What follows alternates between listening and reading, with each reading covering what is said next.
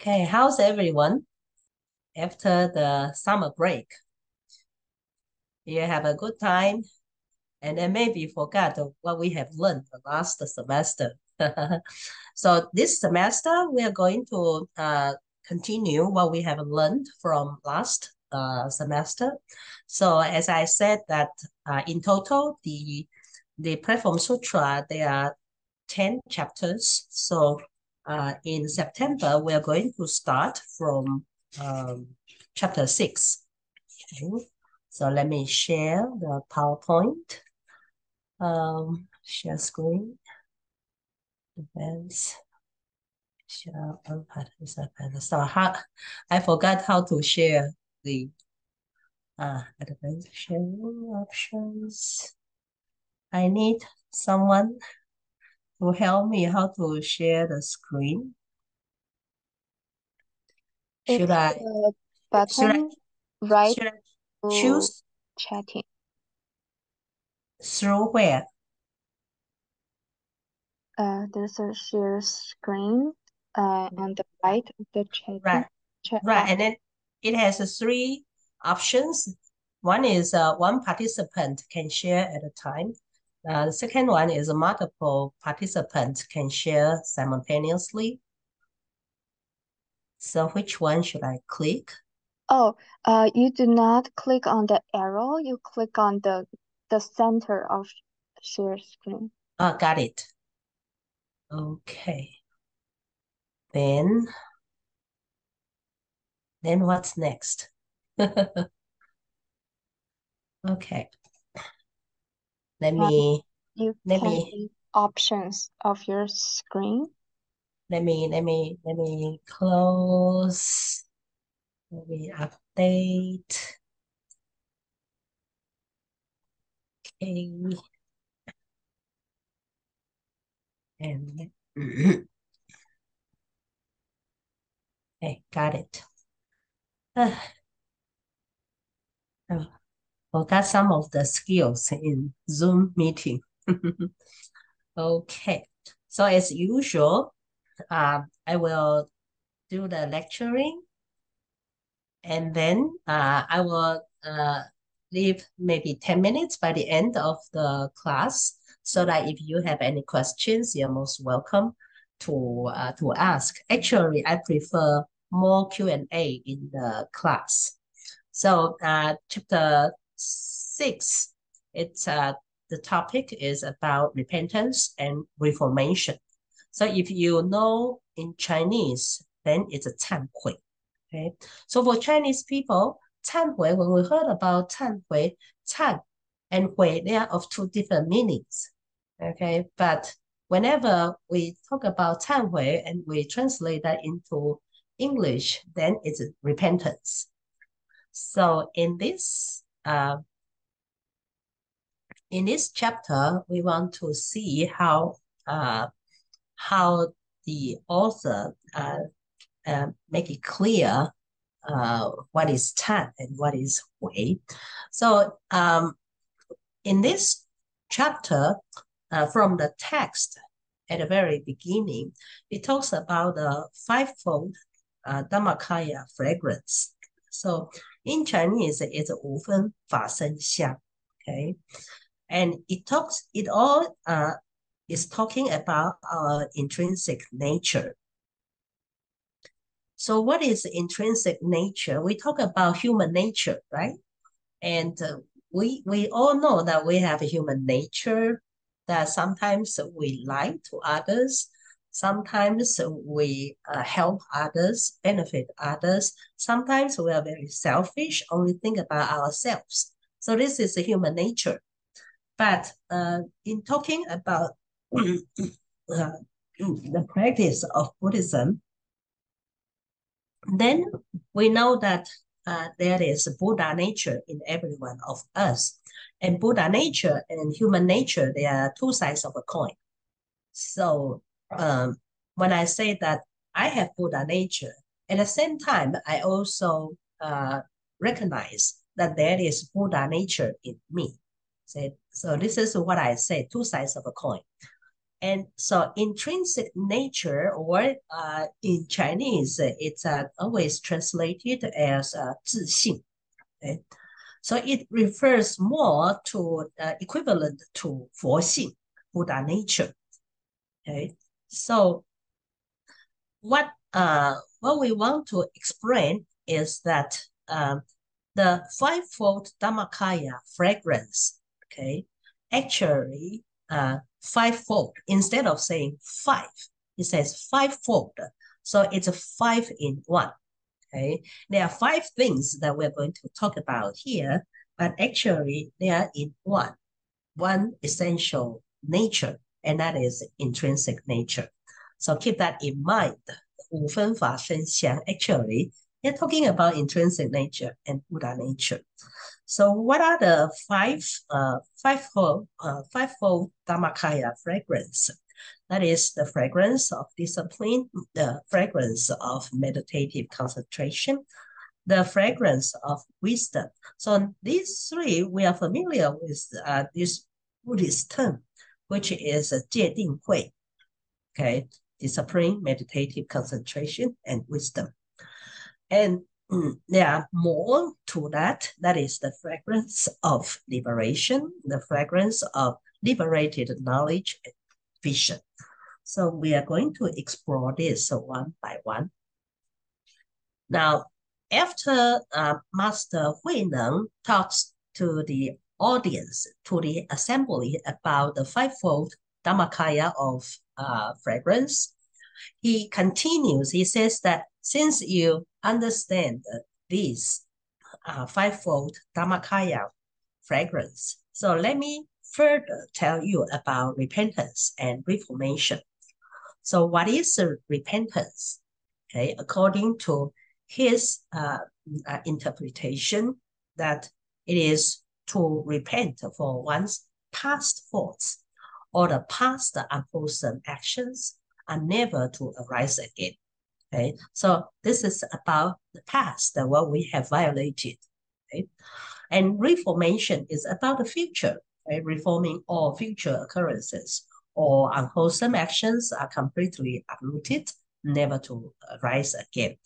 So where are we now? We are at the present. And repentance is about the past. Reformation is about the future. So what are we going to do at the present time? Okay? The present time is forever becoming past. And then we are heading to the future always.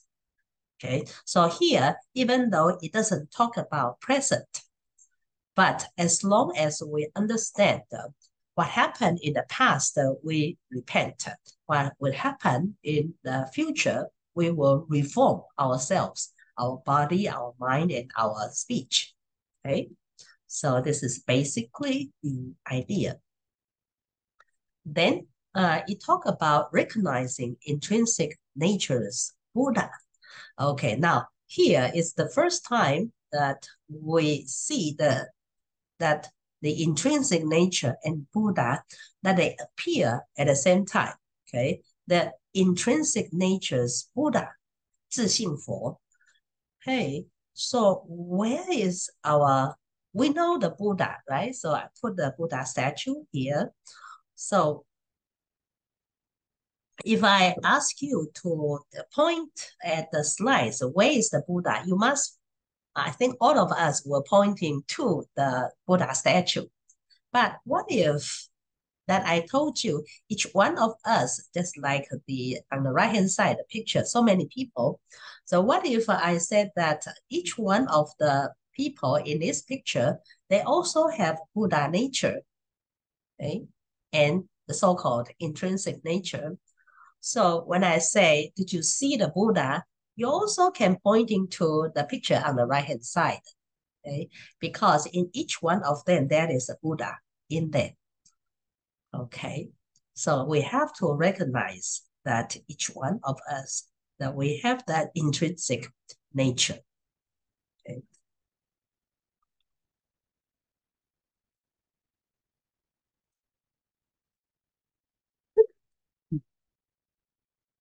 So but people are afraid of recognizing oneself as the Buddha.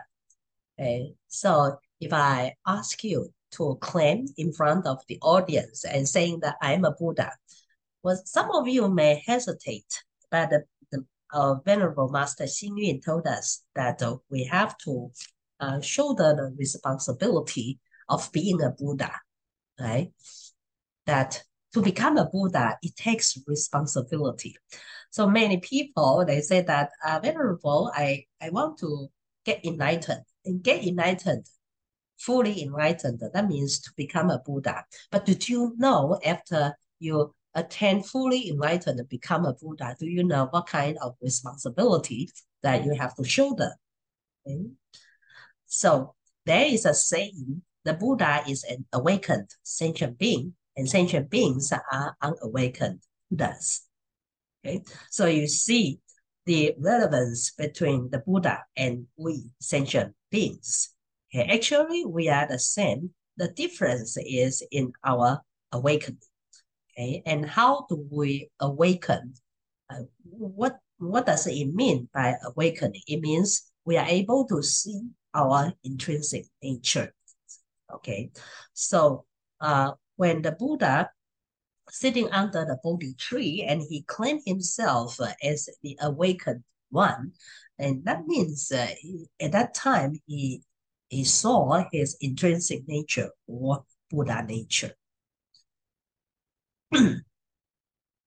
So here is the text that it says, if you become a sage, you do not have more Buddha nature, nor do you have less as an ordinary person.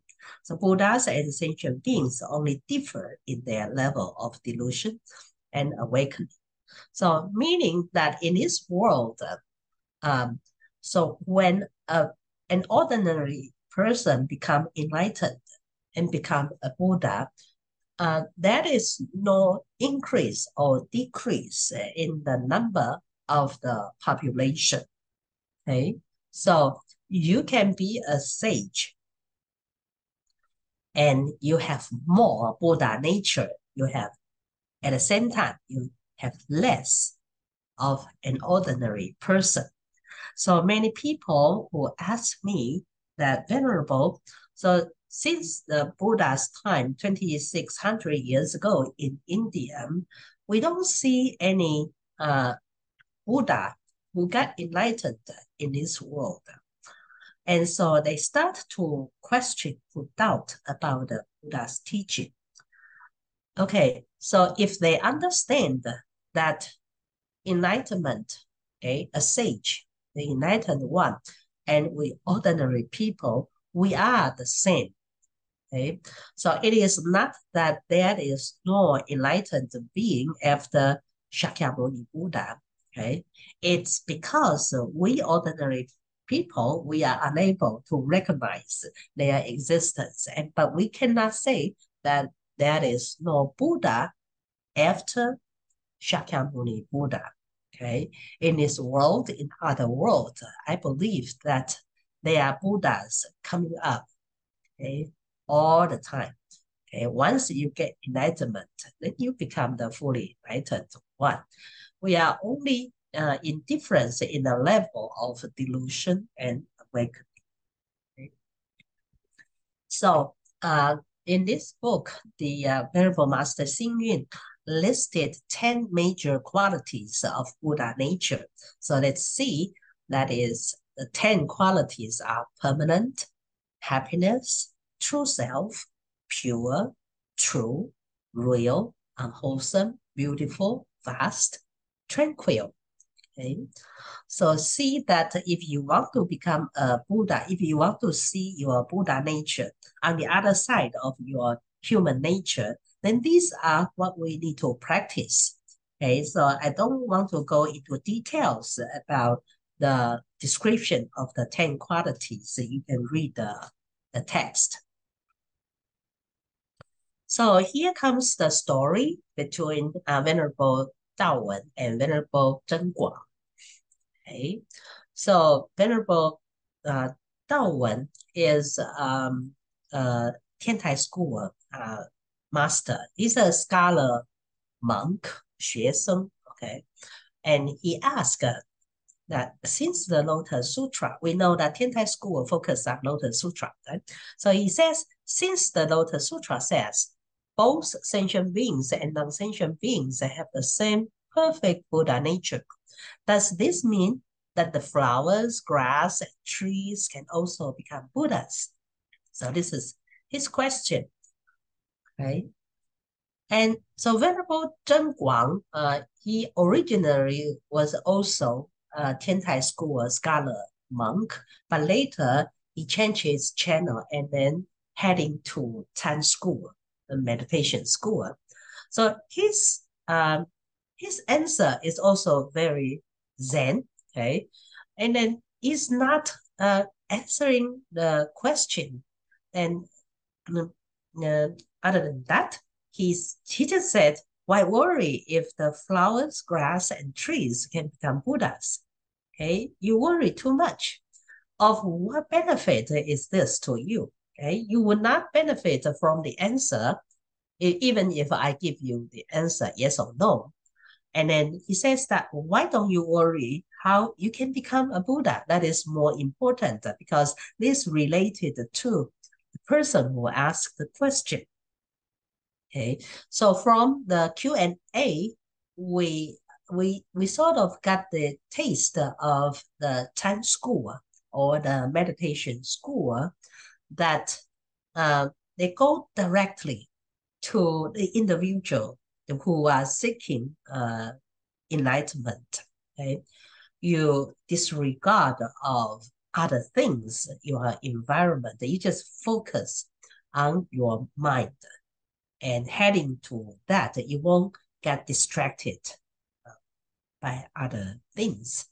Okay, so that is when I say focus on your mind. Then we have human mind. We also have Buddha mind.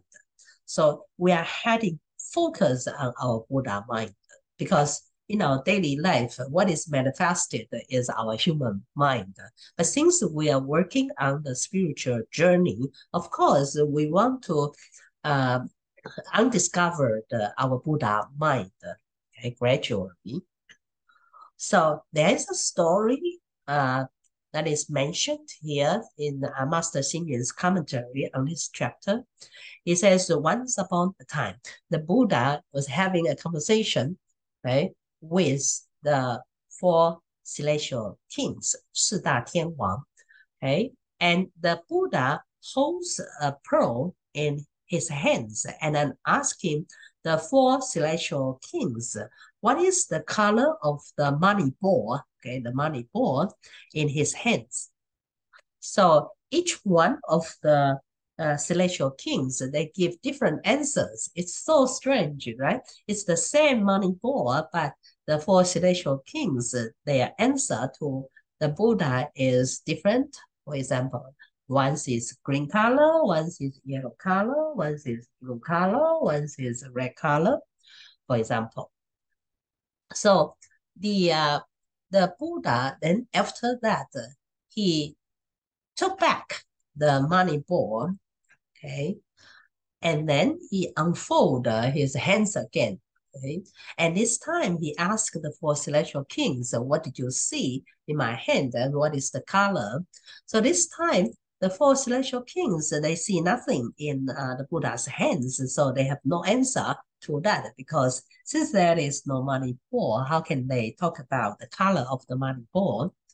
Okay, so the Buddha then give the lecture about this. He says that we sentient beings, that we focus more on the material things. So when I have the money ball, the material things in my hands, then it's very easy for you to tell me what you see, and then you can tell me the color you see.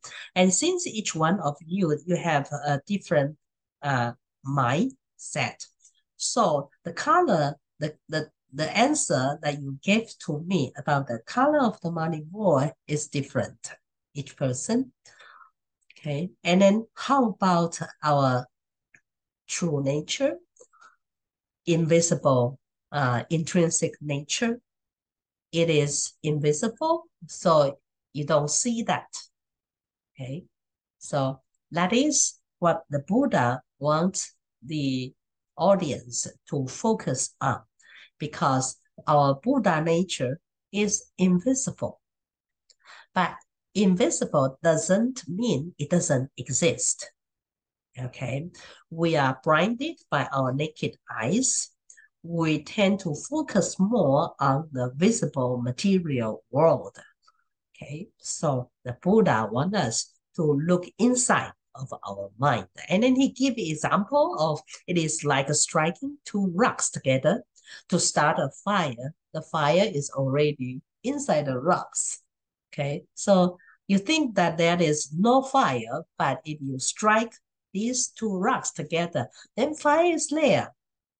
Okay, and then it is also like having a treasure hidden in our home, but living in poverty, that we don't know that we have that treasure at home. And it is also like having a pearl sewn into our clothes and having to work as a servant, that you don't know you are a rich person.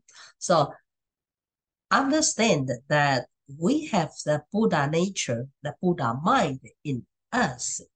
Okay, that is a big discovery that will enable us to become a spiritually rich person.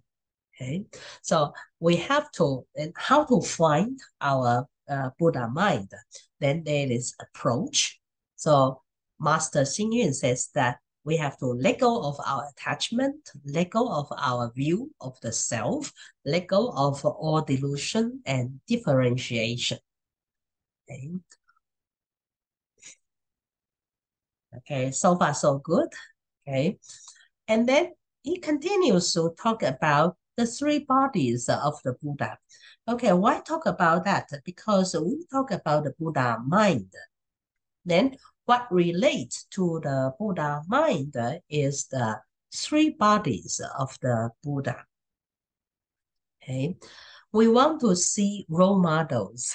Okay, what are the Buddhas and what did they do? What have they cultivated to become a Buddha? Okay, so there are three bodies of the Buddha, namely Dhammakaya, Sambhogakaya, and Nirmanakaya. So in Chinese, it's a 法身佛, 报身佛, and 化身佛. Okay, and what is Dhammakaya? It is the true and universal form of all Buddhas. Okay, so for all Buddhas, you can see the true and universal form. Okay, and Sambhogakaya, 报身佛, it's the physical accumulation of the Buddha's virtue. So you mainly focus on the virtue that the Buddha has accumulated. Okay, so if if we talk about Amitabha Buddha is regarded as 报身佛, okay, Sambhogakaya, and the virtue of Amitabha Buddha can be his vow, okay, his 48 great vows that he has made, and then he has fulfilled his great vows. Then he becomes Amitabha Buddha. Okay, so this is the physical accumulation of the Buddha's virtue. And Nirmanakaya is the form that the Buddha manifests in order to skillfully teach sentient beings. And then one very obvious example, of course, is Shakyamuni Buddha, 释迦牟尼佛, and he is the so-called 化身佛 or Nirmanakaya. So he manifested himself in order to skillfully teach us that through his practice, we saw his 6 years of ascetic practice in the forest, right? 6年苦恨林苦修, okay, and then become a Buddha. So, and then we also saw that after getting enlightenment, he still living in the world to teach the students for 49 years.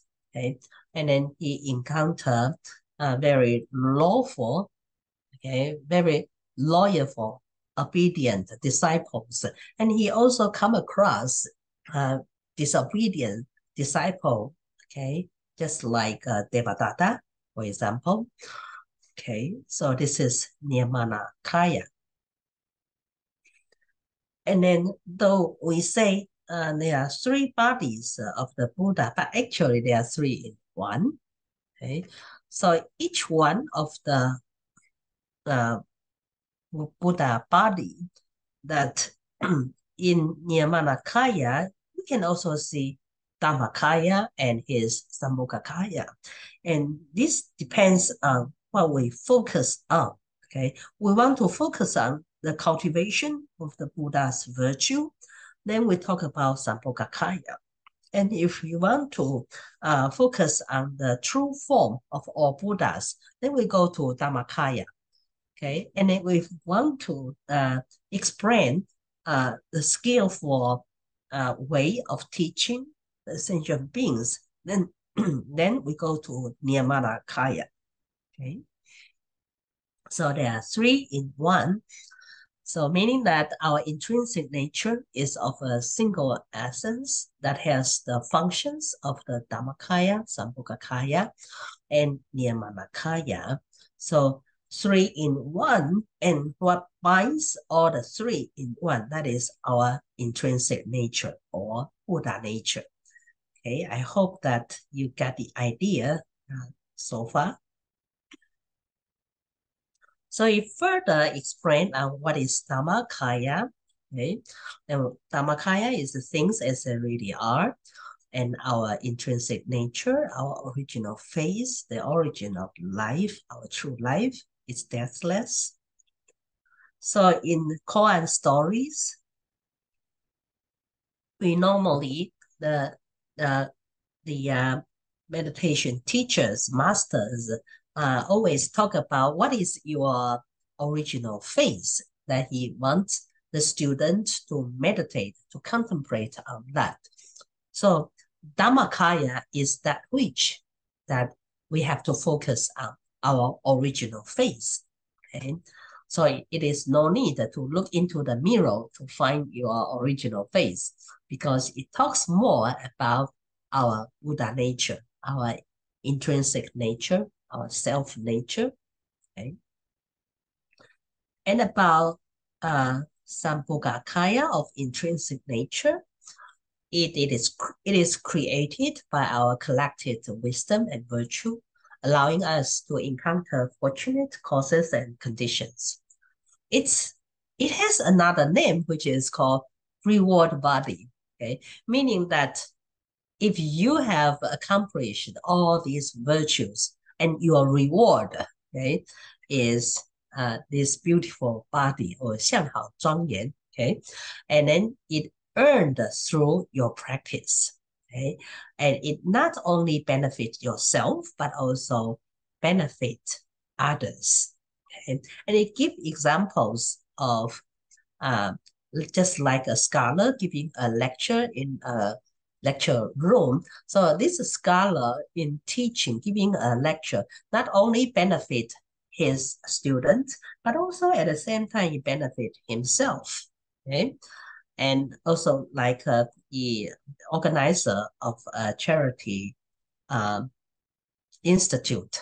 Okay, on the one hand, he is giving charity materials to others, but at the same time, he also benefit himself, for it nurture his compassion, his love in his mind. Okay, so Sambhogakaya, practice of Sambhogakaya, okay, the benefit is reciprocal, that it benefits not only oneself, but also others.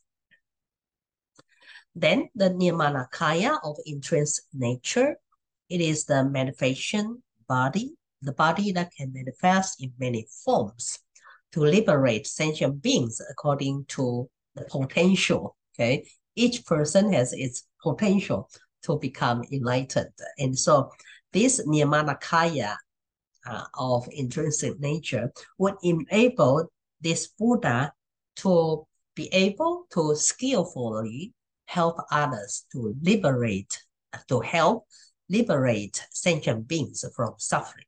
Okay, and one of the example is Avalokitesvara Bodhisattva or Guan Yin Bodhisattva. Okay, the Guan Yin Bodhisattva has 33 manifestations. So if you are suitable to be liberated from suffering by his manifestation of a teacher, then you will come across with this bodhisattva by seeing a teacher, and through his lecture, you understand more about the Dharma. Okay, so any teachers in your journey, in your spiritual journey, that help you to get maybe just a little bit of enlightenment. Okay, that can also be regarded as the Nirmanakaya of intrinsic nature. Okay.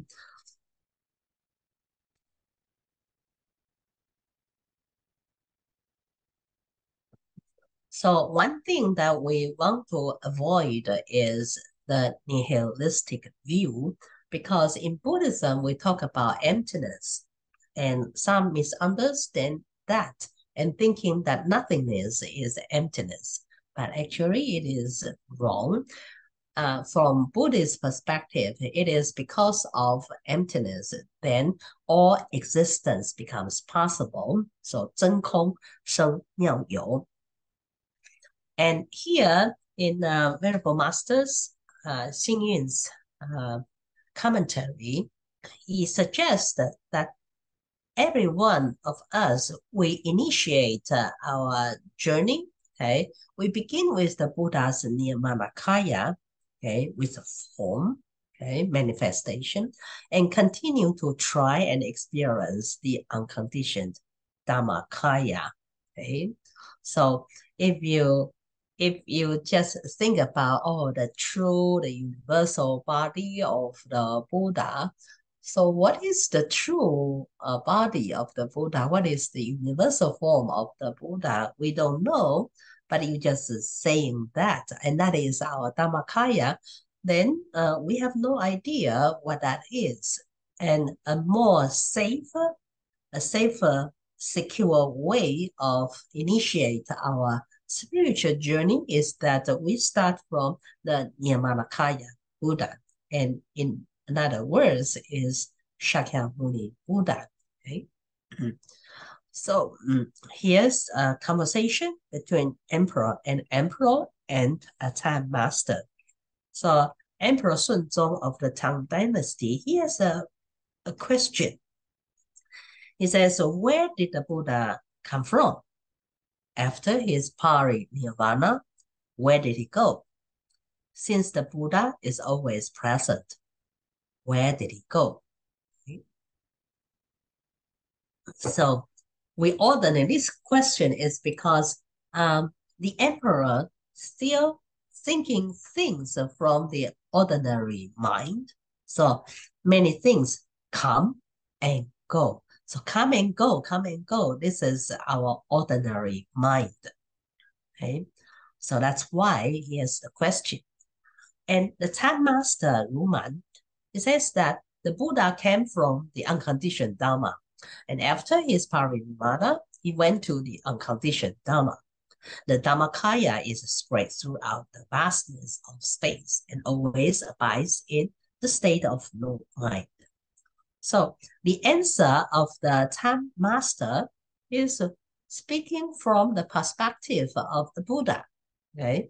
The emperor's question is from the perspective of an ordinary human being. Now, the Time Master Luman talks about the unconditioned Dharma.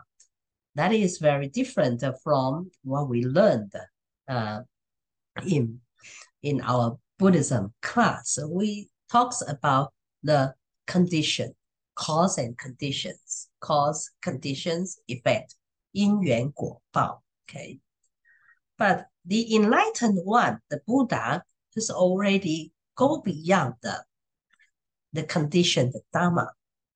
Okay, so after his parinirvana, okay, he went to the unconditioned Dharma.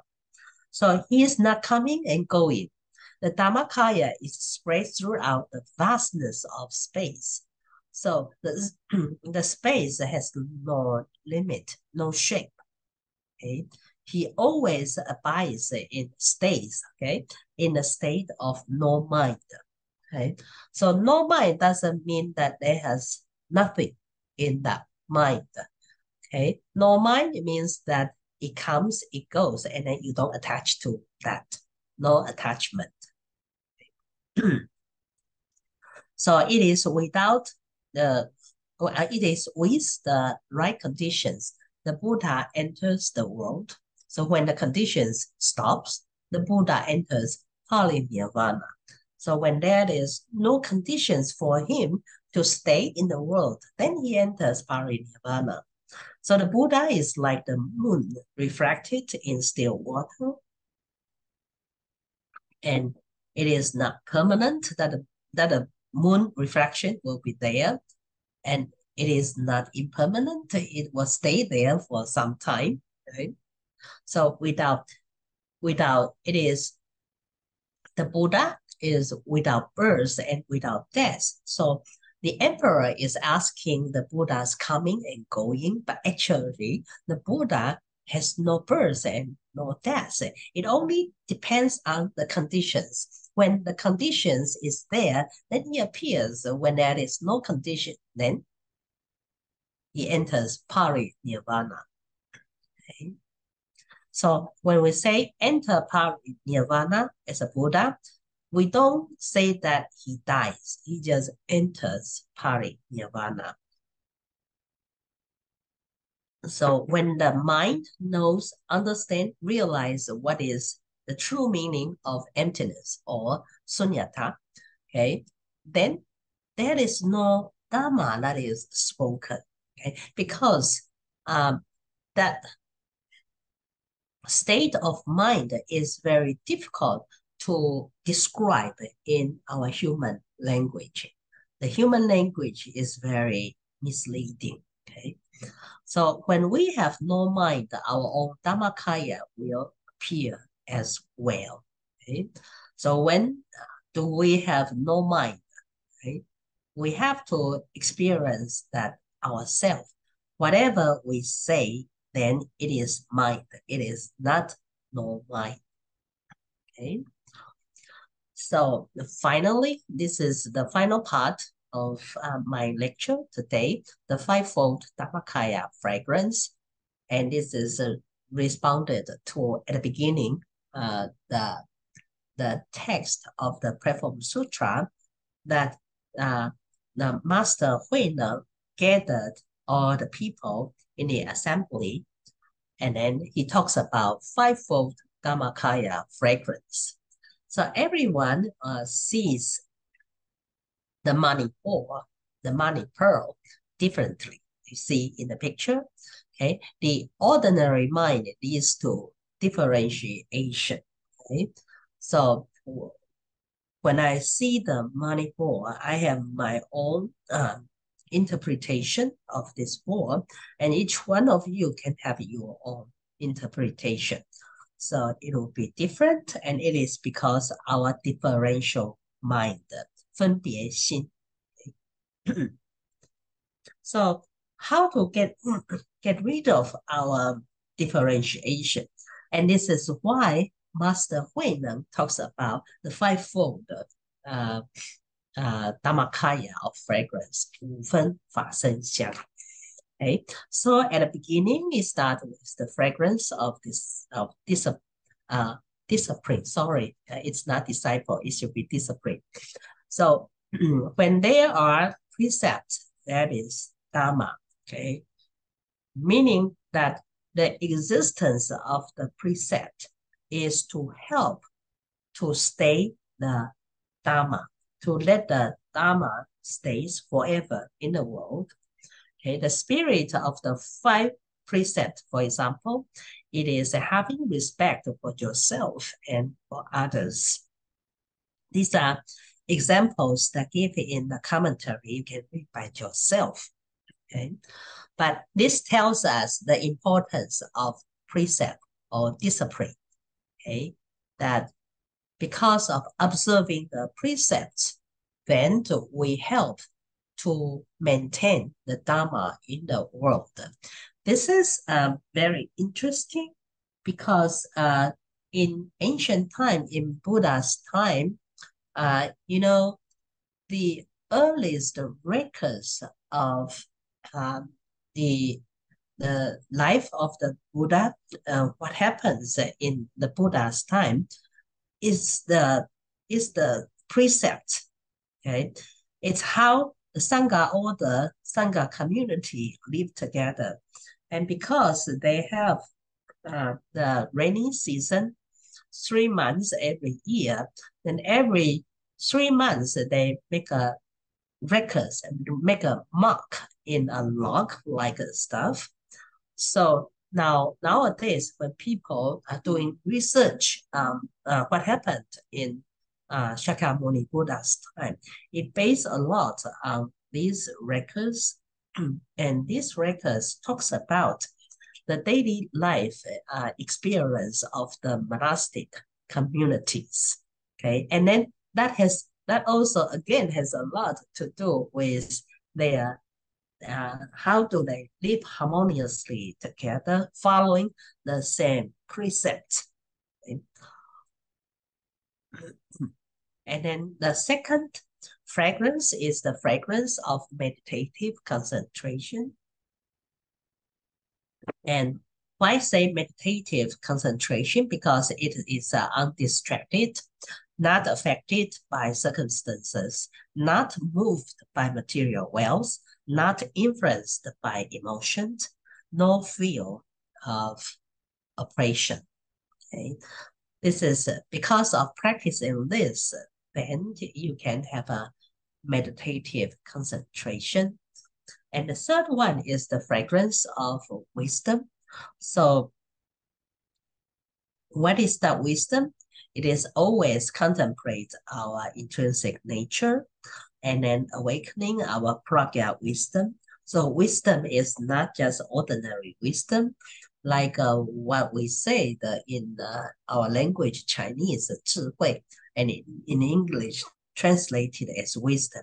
In Buddhism, if we want to more accurately describe the wisdom that Buddha mentioned, then it's better to put in prajna wisdom. Okay, and then gaining wisdom through what? What are the way to gain the wisdom? To gain the prajna wisdom, it is through listening to the Dharma, thinking and research and cultivation and application.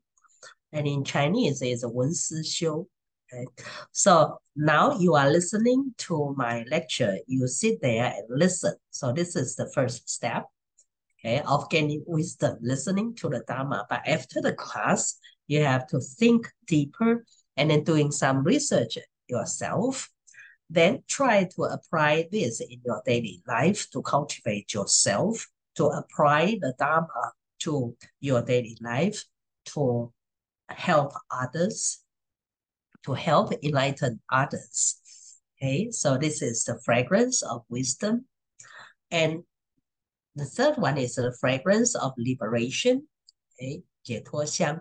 So not attached to conditions, not think of what is wholesome or what is unwholesome. So mainly you need liberation is because you are binded, right? You are attached. You have too many attachments. Okay, so you have to detach that. So there is a question: what is the Dharma of liberation? This is asked by the fourth patriarch of meditation school, Dao Xin, and the third patriarch, Sun Can, replied, "Who is that binding you?" Okay, you said that you are bounded by burdens, so you need liberation. So my question for you is, who is binding you? Okay. So there's a saying, a bell must be removed by the person who hung it. 解铃还须系铃人. So you have to find who is binding you. And then, of course, obviously, the one who binds ourselves is we ourselves. Okay, it is no one else. And that is why the answer is who is binding you, meaning that the third patriarch, Sun Can, okay, is asking the fourth patriarch that you don't seeking answers from outside. You have to look deeper, explore deeper into yourself. Okay. The final one is the fragrance of liberated knowledge and vision. Okay. So how to get this 解脱之见香? Okay. It's very important that you have the knowledge, you have the vision about liberation. So you have to study widely, to listen more, to know your intrinsic nature, and completely understand the truths of all Buddhas, and conduct yourself calmly and without distinction, and maintain your true nature from the initial determination to practice until supreme Bodhi. Okay, so this is basically how Venerable Master Xing Yun described about the fivefold Dhammakaya fragrance. And actually, it talks about the Buddha nature. It is, to put it in a simple word, it teaches us how to find our Buddha nature. Okay. Okay, so far, yeah, I will stop here, and then I leave about 9 minutes for Q&A. Okay. Anyone who want to ask questions or comment or feedback, please unmute yourself so that we can benefit. Okay, Pei Ping. Sister Pei Ping, please unmute yourself. Hi. Yes. Good evening, auspicious greetings, Venerable, and the rest of brothers and sisters. I have a question. When earlier, Venerable said the sage is no better than the Buddha nature and no less than the ordinary people. What does that mean? Okay, so let me go back to, to that. Where is, okay, here. Mm. Now, if you become a sage, meaning that you become a holy being, okay, you become an enlightened person, okay, you do not have more Buddha nature. So each one of us, we have Buddha nature and human nature, ordinary nature, okay, human nature. So this is two sides of a coin. And when now I speak to you, I'm speaking to you with my human nature because I still have my three poisons, right? But I have my Buddha nature, which I haven't discovered yet, or I only discover maybe just 5% of my Buddha nature, okay? And then I'm manifesting 95% of my human nature in front of you, okay? So maybe after 10 years, further 10 years of cultivation, I've discovered 10% of my Buddha nature. So since it is 10% of my Buddha nature, that means I would still have 90% of my human nature. So this is in one is 100%, and it depends on how many percentage, okay, of the nature in you that you manifest in dealing things in the world. Okay, so therefore it says that you do not have more Buddha nature because it's in you. It's how many percentage that you discover, you dig out. Okay, you open it up to others. Okay. Got it. Thank you, Venerable. Uh, And okay. another one, when you say no mind, I still a little bit confused about that. No mind. Uh-huh. So what do you think is no mind? No mind. Oh. Mm. Hmm. Okay. Mm. Okay, so we human beings, we have all kinds of mind. We have monkey mind that I think meditation lovers, you are familiar with the term monkey mind. And why do we say we have monkey mind? Because Mm. it's so distractive. Right? It comes up and then stops. Okay, come and then another mind arise and disappear. Okay, so it never stops. Keep coming up and keep fading away. But we have no control of that. So what should we do when we meditate? We just let it come and let it go. But it's not easy. So therefore, sometimes when we meditate, then we attach to one mind of, say, for example, that in meditation that I I think of, say, for in my case, I think of what after the meditation section, what I need to do in front of my desktop, that I have to finish one thing. Okay, so in my meditation, this is my monkey mind. I shouldn't have that arise in my meditation. Okay, so in that case, then I don't have no mind. Okay, whatever that arise in my mind that distract my meditation practice. So you may ask, then in our meditation, what should we do? You'd better do nothing. But doing nothing, then you will have a lot more distractive monkey mind in you. So therefore, we have a method of anapanasati or counting the breath meditation. Okay, you do the counting.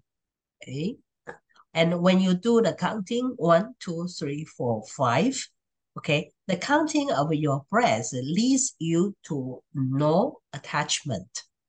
Okay, because you keep counting the numbers. If you get stuck in certain number, then you are not in a state of no mind. Okay, you have that certain mind of that number. Okay, so this is my explanation of the no mind, and the Buddha in Buddha's meditation is like that. He has no mind, but according to the life story of the Buddha, in his meditation every day, he would, in his samadhi, arise in his mind who is the one that the conditions is mature for him to deliver that person, to liberate, help the person to be liberated from suffering. Okay, so you may ask me, so is that a kind of mind? Okay, so we have to think about why we don't want a monkey mind. The monkey mind would distract us from our meditative concentration. Mm-hmm. But the Buddha is having the kind of mind in his samadhi. Okay, so it's different. That he has his concentration of the mind, but it's different from ours. We ordinary people, we have a lot of attachment, okay, that we want to get rid of. We suffer from our monkey mind. But for the Buddha, it's out of his compassion that in his samadhi, he wants to help others to get rid of suffering.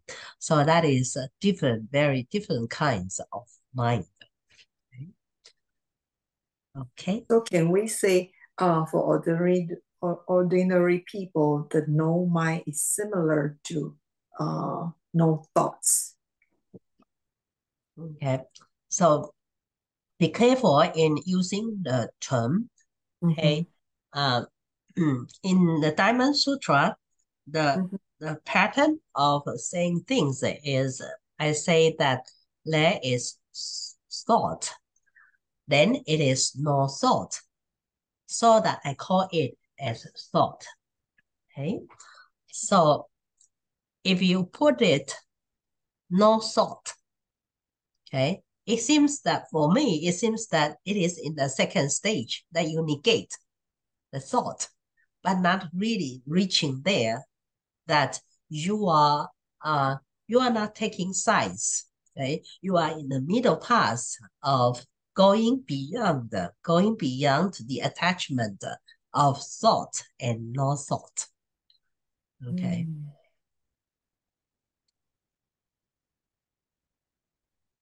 Okay. Okay. If Thank nothing, if nothing, yes, your homework. So, among the 10 qualities of the Buddha, which one you would like to focus on to initiate your spiritual journey? So, in studying the Platform Sutra, of course, we want to improve our cultivation. So, in the textbook, page 176 and 177, just 2 pages. You read it by yourself, and one by one, you understand what it means by permanent, what it means by happiness. Then you pick up the one that you can start to initiate your spiritual journey. Okay, sometimes we just cannot be too ambitious to get everything at the same time. So we can focus on one or two. Okay, and then when we feel that we are able to to continue to pay attention to that, then we may start to cultivate other items. Okay, so find an item that you want to start first. Okay, even Shakya, the medicine Buddha, medicine Buddha makes 12 great vows, right? And Amitabha Buddha make 48 vows before they become the Buddha. So they have their focus. And so therefore, we can start from here to understand the 10 qualities of the Buddha.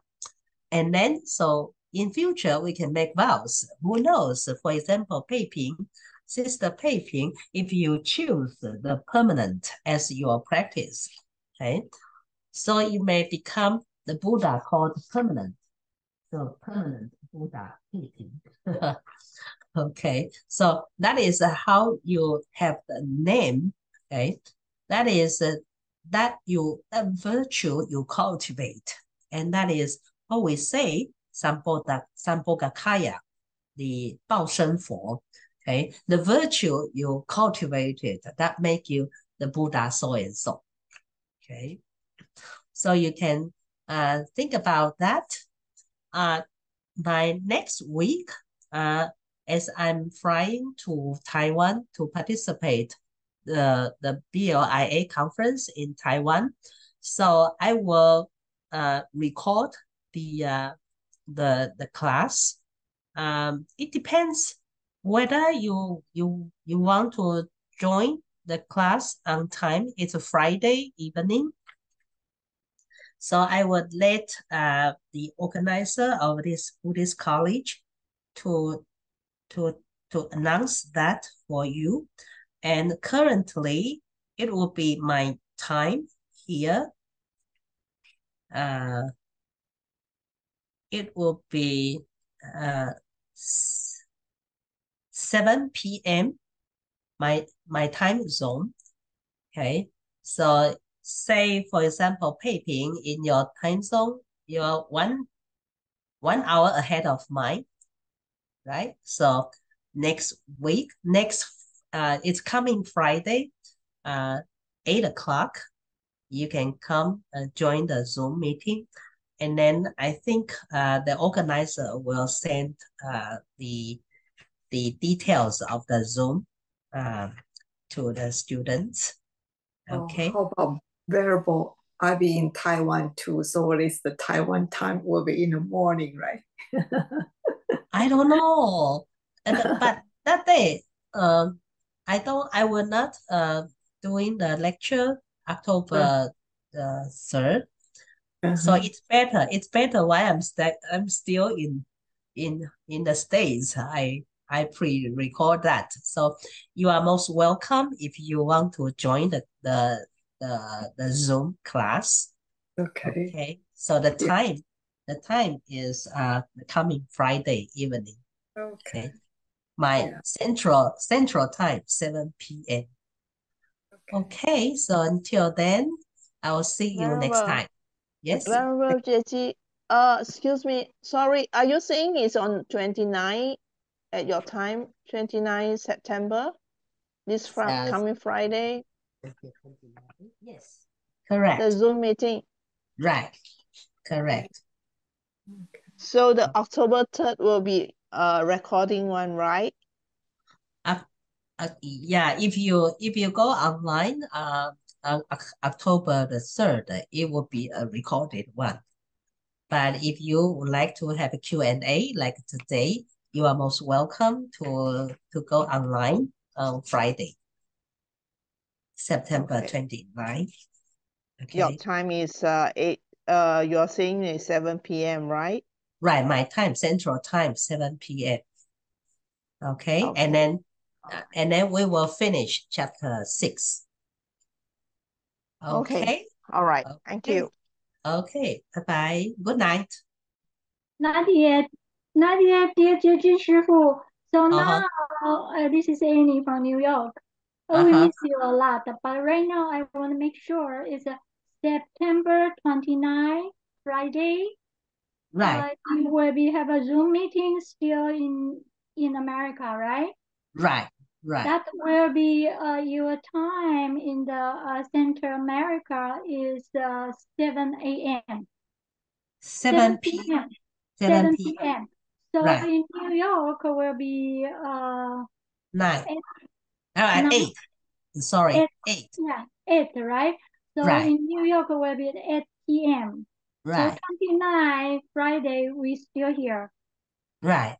And after that you will be flew to Taiwan. Taiwan. Yes, Okay, correct. now we see you at Taiwan, okay? Okay, see you. Which day you will be there? Yeah, on that very day, October 5th. Oh, October 5th? Right. Okay, so I will we meet see you you over in there. Taiwan because we didn't get our ticket yet. Okay. So Okay, see so you. happy to seeing you and Okay. great to have a class again.